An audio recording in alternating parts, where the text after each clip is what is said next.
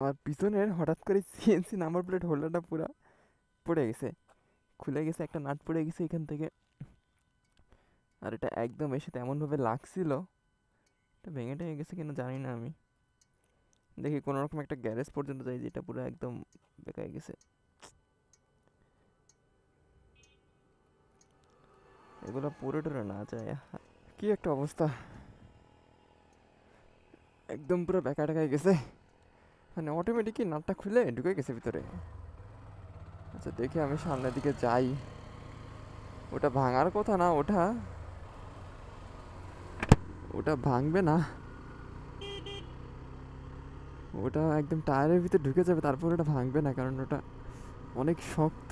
ওটা মানে তাড়াতাড়ি আমাকে একটা গ্যারেজ খুঁজি, না হলে আমি আর সামনে যাইতে পারবো না, এখন আমার অনেক দূর যাইতে হবে।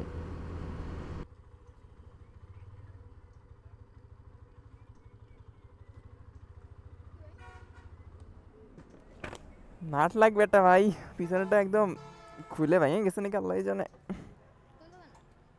এই যে এটা